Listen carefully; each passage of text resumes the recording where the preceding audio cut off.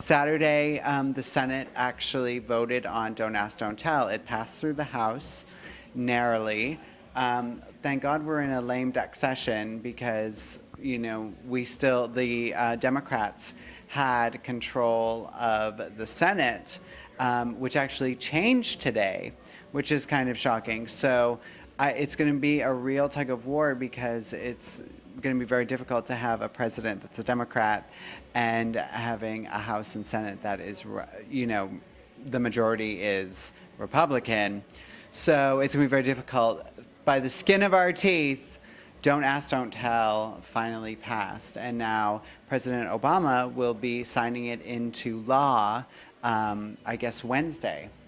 A couple days from now. So hopefully that will happen. But, really, really fantastic, encouraging news that it passed the Senate. Well, let's go back to, what was this, in the 90s when Bill Clinton introduced this, what was it, a bill? Mm-hmm. A bill, introduced by Bill. So what Don't Ask, Don't Tell is? Don't Ask, Don't Tell is, can you explain it, what it is exactly? Yeah, for those people that might be out there that don't know. Basically, back in 1990, almost, 20 years ago, it was basically a bill to be passed that gays and lesbians could serve in our military, but they just had to keep it a secret. They couldn't be flamboyant or be themselves or be open or discuss it. Which at the time was very progressive because nobody was talking about it. No one was talking about being gay. No one was talking about, LGBT rights. There was none of that going on. So for gays and lesbians to be able to serve in the military was very groundbreaking. And, we're very lucky that Bill Clinton was able to pass a bill like that. It was kind of like the government acknowledging that LGBT people existed, which was kind of the first step. And at the time, it was very progressive. Today, in this day and age, it seems almost pointless. And thank God the Senate decided that on Saturday, that it was ridiculous to make people, hide who they were to be part of the military. And one of my friends, Dan Choi, Lieutenant Dan Choi, had enough, and he came out and said, I'm gay, and was fired from being in the military. There's over like 14,000 people who have been fired from being in the military because they were open with who they were.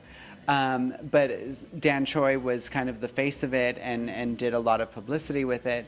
And a few months ago, which a lot of people don't realize, President Obama could have eliminated Don't Ask, Don't Tell, but wanted to send it through the proper channels, which has a lot of people kind of criticizing him for doing that because he could have ended it months ago. But did not, and sent it through the House and the Senate, which people didn't know if it would pass, and thank God it did. So it's passed now, and Obama will be signing it. And I haven't talked to Dan Choi, but I'm assuming he'll be re-enlisting and going back. There's 14,000 gays and lesbians who have left because they've been open with who they are, and it's wonderful that they can now rejoin, and do their job that they're very qualified and, experts at. What I find interesting is that a lot of drag queens that I've known have served in the military before they started dressing, and We saw one last night. One of the Miss Asia contestants said that she served in she was military. From her country, I think. Yes. And she said, I think it was accepted over there or not in Thailand or I don't know. One of the Asian countries. She never made it clear on what country or how she served in. Like, I don't know if she served as a transgendered person or no. So I'm assuming that she served. As a boy, yeah. But yeah, I mean, I find it interesting that a lot of transgenders and drag queens that now came from military training, and I'm like, that's really interesting. I don't know what mentality was it. that turned them into trans drag, or was it, something of that made them join? Well, I find it completely fascinating because I can't believe that they would even say that gays and lesbians and bisexual and transgender are not allowed in the military. Because if everyone was really honest with themselves and with everyone else, there wouldn't be a military. I think a lot of our military people, have had gay or lesbian experiences, bisexual experiences. I've been with men who consider themselves straight. That have been with me. So I mean, obviously they're not as straight as you would think. So I mean, I think if people were really honest with themselves, the military would be practically, it's like that old saying. If you got all the gays out of the Navy, there would be no Navy. It's like I think that it's really interesting. Yeah, I don't know. For me, it's like I would never join the military. I don't know. I was always scared. Oh, of course. But, there's also the argument, even like Lady Bunny's very outspoken about this, that she says, why would any gays want to, go and fight this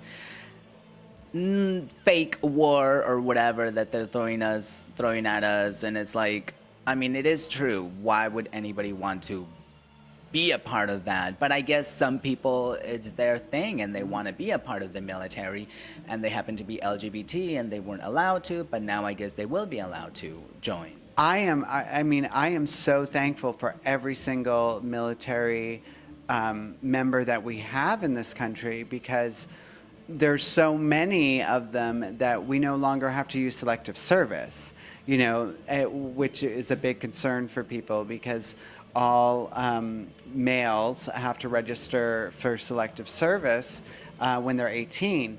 And, we haven't had to use selective service since the, early 70s. So that hasn't enacted because of all the people who are willing to give their lives for this country. And I am so proud of every single one of them, and so thankful and gracious to them, and grateful to them for doing that, so that we don't have to. And they give us the right to do what we do, and perform, and to be journalists, and be able to be free in the United States. So I'm just grateful that we have them doing that, because I can't even imagine being in the military. And for them to have a calling, which I feel that I have a calling to do what I do, for them to have that calling is remarkable, and I'm so thankful. Thank you.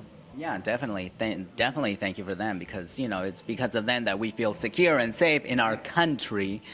And, whatever, they're protecting us against all these so-called terrorists or whatever, and fighting the fight out there. So thank you to those people out there. And now thank you to all the LGBT members of that community, this community, that will be able to join. Right. And openly. Right. And I mean, there's so many people who haven't come out and expressed it, who are still in the military, who will now be able to be who they are. And most importantly, I mean, as wonderful as this all is for the military members, it's sending such a message to the entire world and the entire country that being gay is okay.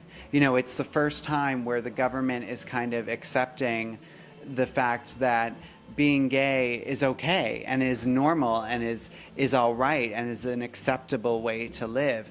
And that's why marriage equality is so important, because that is another way of acknowledging that being gay, lesbian, bisexual, or transgendered is an okay and acceptable way to live. And so for the first time, our government is actually acknowledging that, and acknowledging that we are okay and normal. And hopefully this will help with the teenagers that are,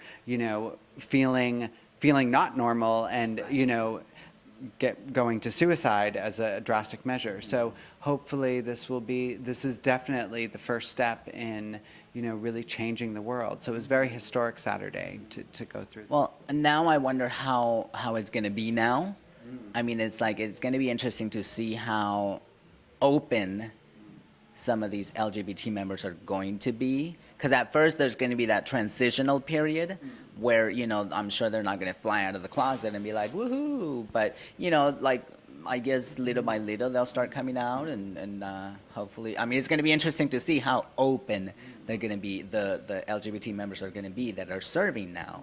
Well, And how many of them that are already serving that were not open, if they're going to come out or not come out. Well, I mean, I think it has to do with everything. Like, we're all kind of facing this in society today. I mean, some people are more open and less open in their workplace. It's the same thing. You know, a lot of people who are in the military, I'm sure, confide in certain people, or you just know. And it's really, it's kind of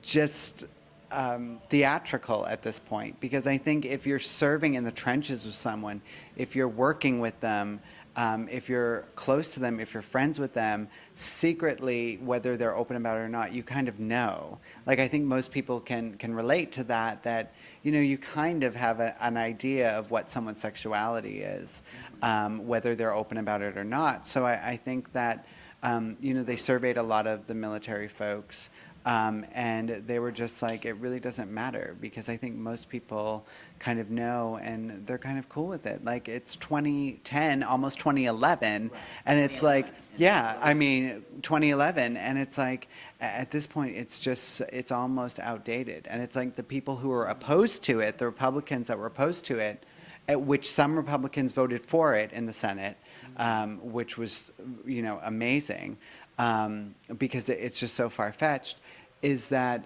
it's all the Senator McCains and these old people who are so out of touch with reality and what's happening that they are trying to cling to the glory days. You know, those are the people that are really having the hardest time. So, you know, one day at a time, we're slowly progressing. So, well, and now the next thing after that will be, I'm curious to see if any transgenders will enlist.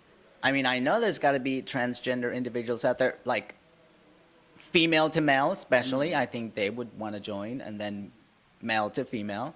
You know, I wonder, you know, how they're going to be accepted, or if they're going to be, you know, put in the right sex, you know. Well, what's interesting is that there's a lot of things that are going to be happening, and they're talking about having, you know, non-communal showers anymore, because, you know, people might feel uncomfortable with that. So there's a lot of adjustments that need to happen. So it'll be interesting. I would love to see a transgendered man or a transgendered woman who is already serving that no one knows about. You know, because it could be. We could have transgendered men or women serving in our military that have just don't ask, don't tell, kept it secret, and will now come out and be like, surprise, I was, you know, serving. So who really knows? Oh, that's really interesting. Well, I mean, we'll see. We're going to start the transition now and see what happens. Keep our eyes and ears open to the internet and to the TV, and see, you know, how the transition goes. Well, I mean, assuming that it is going to be signed by Obama, which, you know, it's pretty obvious that he will, I think. Yeah, I mean, we're all kind of hoping.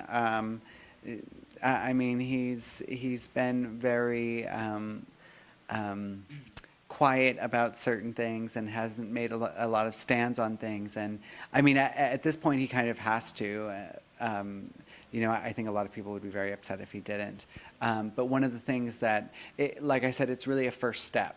And they're saying that now our benefits going to be extended to LGBT partners of the military. So then does that, you know, lead into marriage? Like, now this is all kind of coming full circle, and is marriage going to be, you know, accepted nationwide?